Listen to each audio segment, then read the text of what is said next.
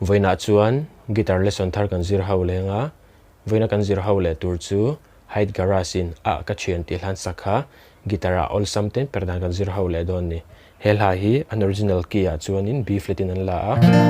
A sharp poni thawa heta po A sharp le B flat hin anga a minga sang adang tina ni chu chuan bar chord man ngai lovin ke po hi third fret a karon vuanga chuan G in kan la thei chi ang chuan ke potel lo po hian G pa ngai to pinam per theya masabera chuan G in kan langa asang a C anyam a D minor a hian E minor A minor chuan E7 kuzung cholin first fret a khan third string kuzung line second fret a khan fifth string chuan E sus4 kan hmang bokang kuzung line second fret a fifth string kuzung in second fret a fourth string kuzung te in second fret a khan third string achung berjan kan strum thlang khang ki ho kan hmang don ni chuan strum dan hi chi hni kan nei nga masa zoga chen te kan strum ang down down up up down up dikhana kha achang a first verse anianga chuan second verse a strum dan chi dang kan nei leng strum dan pakhat na kha down down up up down up down down up up down up down down up up down up chuan B7 hi kan hmang tel zo bokang second fret a kan bara kuzung u in heta fourth fret a khan fourth string kuzung te in fourth fret a ve khan second string fifth string ta kan strum dan kha down down up up down up down down up up down up down down up up down up down down up chuan strum dan pakhat le chu te kan strum ang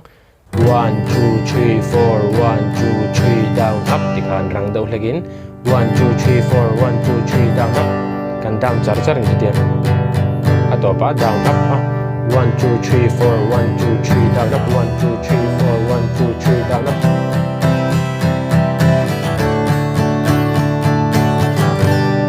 tikhan kan strum ang ama sa zo kha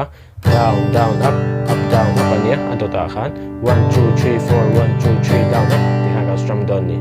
chuan hela po hi hla bilin karam play lenga uluk don ni longai thlale don ni dar thong lo ta dar po lo ta in lam chong kan pa tu ma tan te lo vi in ro na kat la che ko pui kan khar fa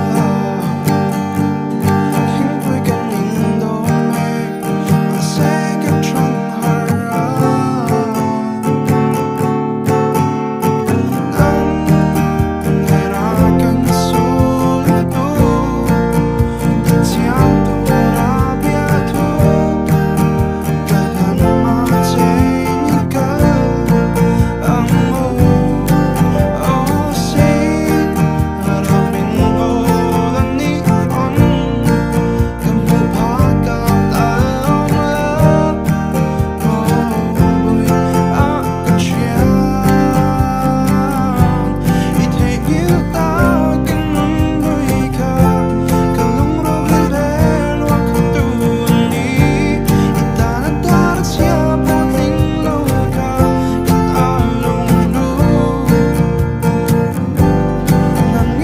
trong